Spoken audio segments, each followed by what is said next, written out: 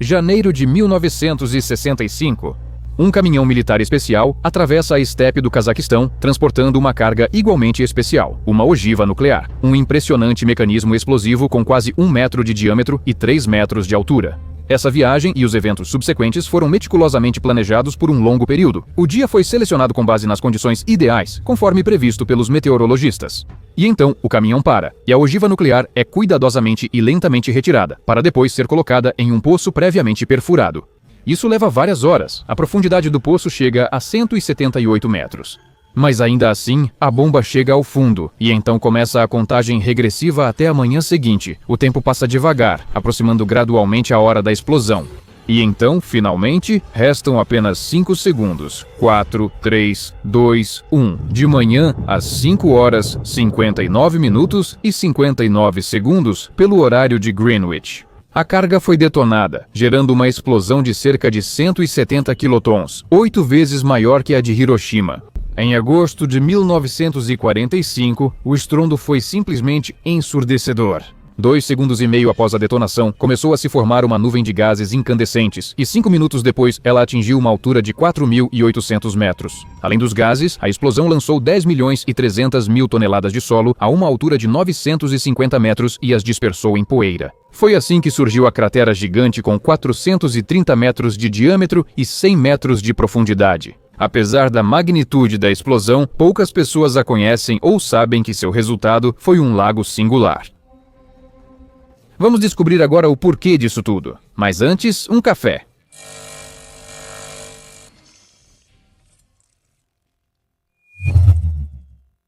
Lembro discretamente para você fazer algo no vídeo, caso esteja esquecendo.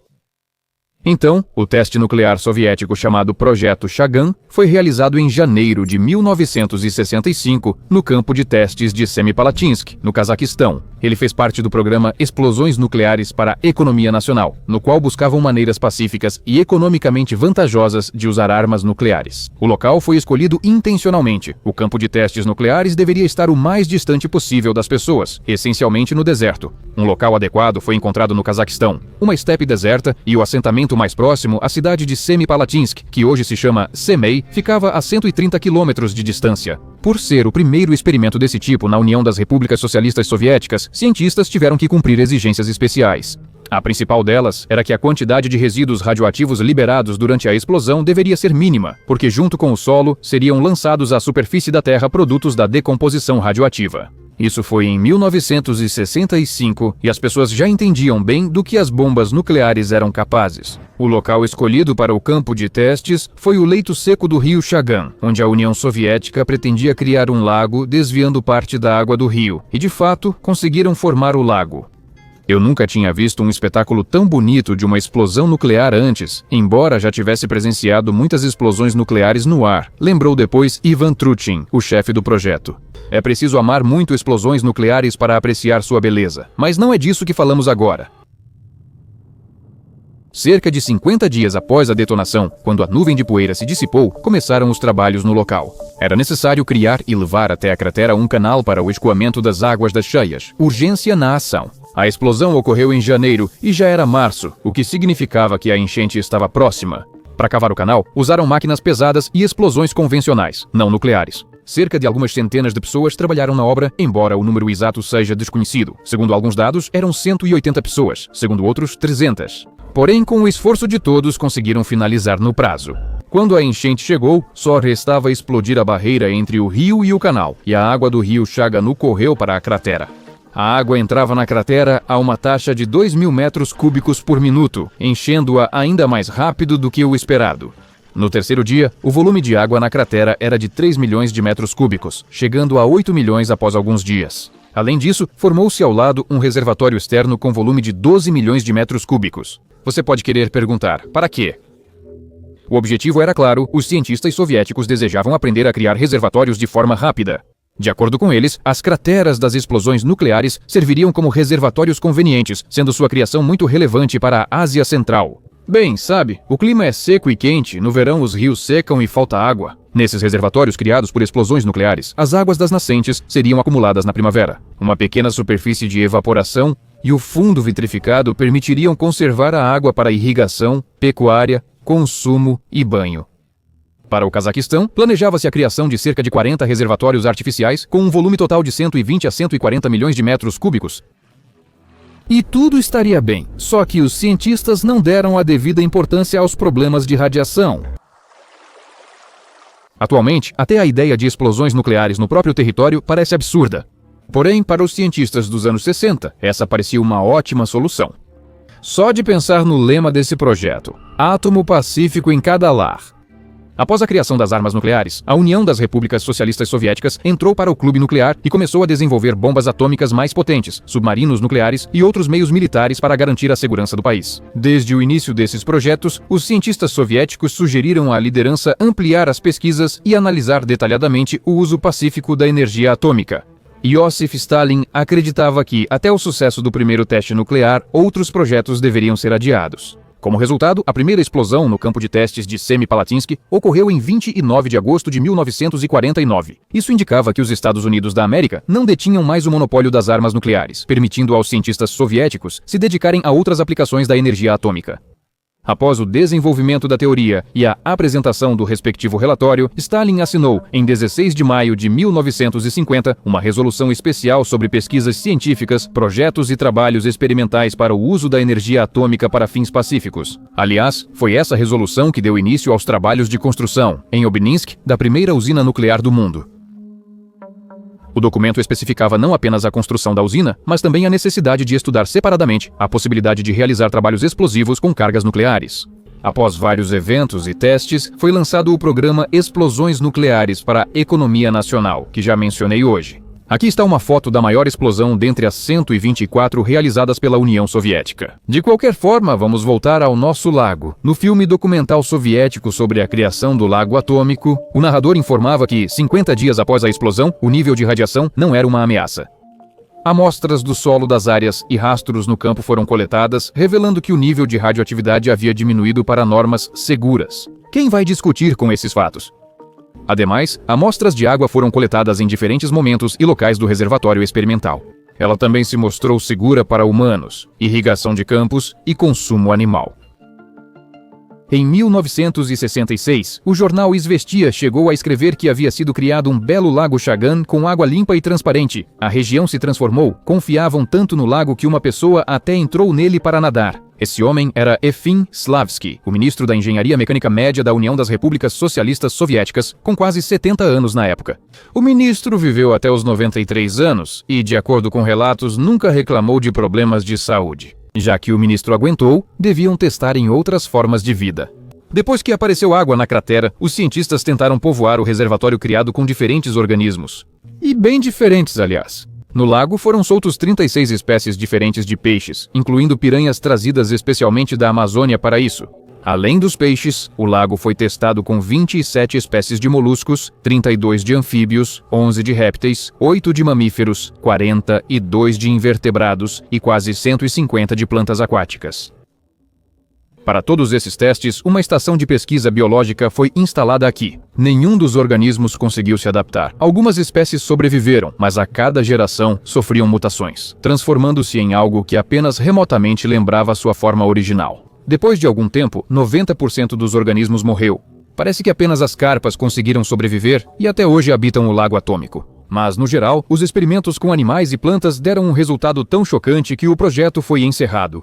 Em 1974, as pessoas que até então trabalhavam no local da explosão nuclear foram retiradas de lá.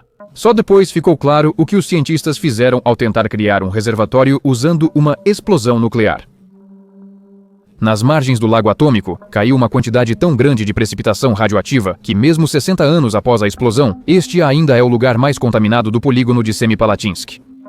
Devido ao alto nível de radiação, o lago atômico nunca foi entregue para uso popular. De acordo com o mestre de obras sênior responsável pela perfuração, vários de seus subordinados faleceram prematuramente. E isso considerando que a maioria deles chegou ao projeto jovem e saudável. Isso foi e continua sendo um grande problema de saúde pública. Contudo, até 1956 não foram feitos estudos sobre o impacto dos testes nucleares na população local, incluindo aqueles que viviam perto do campo de testes. Portanto, não existem dados estatísticos sobre os efeitos agudos e de longo prazo dos testes. Consequências adversas para a saúde devido à exposição à radiação perto do campo de testes foram frequentemente descritas na literatura. Isso se refere às consequências de todas as explosões nucleares no campo de testes, mas o fato permanece. O mais desagradável é que, nesse mesmo território, foram encontrados vestígios de plutônio-239, cujo período de meia-vida é de 240 mil anos. Em resumo, queriam trazer água vivificante que deveria transformar a região árida, mas o efeito foi o oposto. Conforme planejado, na primavera, durante o derretimento intenso da neve, a cratera seria preenchida com água para abastecer todo o verão seco da região e servir de bebedouro para o gado. A cratera encheu-se de água, formando também um grande lago ao lado, com profundidade de 1 a 2 metros. De fato, a área alagada secou no verão e ninguém bebeu ou sequer se aproximou da cratera artificial. No final, o lago criado pela explosão nuclear passou a assustar os moradores locais, e o rio Chagan encontrou um novo leito e flui sem tocar a cratera. As pessoas que visitaram o lago logo após sua criação dizem que ele causava uma impressão assustadora. Não devido à radiação, pois ela é invisível. Mas a superfície da água era sem vida e negra, e ao redor havia montes de terras sombrios. Pela descrição, imagino algo parecido com Mordor. Porém, além da escassez hídrica e do temor dos habitantes, havia ainda impactos de longo prazo. A bomba criou uma trilha radioativa de baixo nível que alcançou o Japão e levantou poeira alto na atmosfera. A explosão também alterou a geologia local, transformando as rochas em vidro e rochas metamórficas, pois foram expostas a altas temperaturas. Há também informações de que a nuvem da explosão cobriu o território de 11 assentamentos com uma população total de 2.000 pessoas. Doses estimadas de radiação na tireoide para residentes das áreas mais contaminadas. Nos primeiros 18 meses após a explosão, ultrapassaram 14 taxa de erro de bit. O limite máximo de exposição é 0,5 taxa de erro de bit por ano, ou 5 taxa de erro de bit em 50 anos, e aqui foi 14 taxa de erro de bit. Mas provavelmente quem mais sofreu foram as pessoas que trabalharam diretamente na zona de contaminação. Como eu já disse, segundo alguns dados, eram até 300 pessoas. O projeto aparentemente era muito secreto para sabermos os números exatos. No entanto, temos outras informações. Entre 1971 e 1988, a União das Repúblicas Socialistas Soviéticas realizou 124 explosões nucleares pacíficas como parte de um programa estatal. As últimas delas foram realizadas na região de Arkhangelsk em 6 de setembro de 1988 no projeto Rubin. Na época, a uma profundidade de 8,5 metros, foi detonada uma carga de 8,5 quilotons para a sondagem sísmica da Terra. E todas essas 124 explosões fizeram parte de pesquisas únicas que, em seu significado científico e prático, não tinham análogos, e talvez até hoje não tenham. Para comparação, um programa semelhante foi lançado nos Estados Unidos em 1957 e em 16 anos realizaram 27 explosões para fins pacíficos. Além disso, elas provavelmente foram muito mais sujas que as soviéticas em relação à liberação de substâncias radioativas. As explosões pacíficas soviéticas tinham objetivos variados, como obtenção de água, extração de petróleo, escavação de terra e mineração de recursos minerais. Tudo isso fazia parte do interesse da economia nacional. Bashkiria, Yakutia, Komi, Kalmúquia, Distrito Autônomo de Khanty-Mansi, regiões de Irkutsk, Kemerovo e Ivanovo e o Krai de Krasnoyarsk. Todos esses territórios eram submetidos a bombardeios pacíficos e muitas vezes esses bombardeios eram bem-sucedidos. Por exemplo, a 10 quilômetros a noroeste do lago Melios, na Bashkiria, explosões nucleares dobraram a extração de petróleo. E quando, 15 anos após a primeira explosão, o poço voltou a se esgotar, repetiram o experimento e continuaram a extração. E quanto à cratera no campo de testes de Semipalatinsk? Depois que a enchente da primavera encheu a cratera, formou-se um reservatório artificial com capacidade total de 17 a 20 milhões de metros cúbicos, que foi chamado de Lago Chagan. Atualmente, o Cazaquistão incluiu Chagan na lista de áreas especialmente afetadas pelos testes nucleares.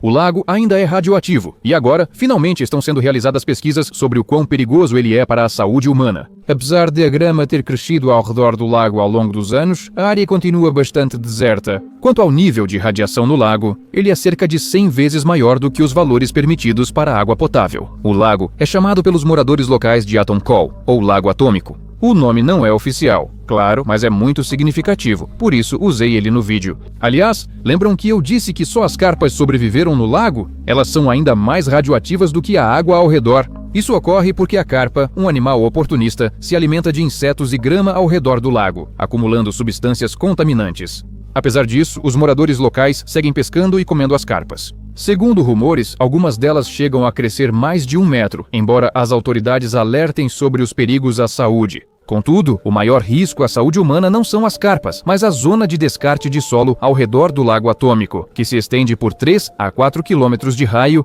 Especialistas afirmam que essa área deve ser vista como uma fonte potencial relevante de poluição secundária ambiental.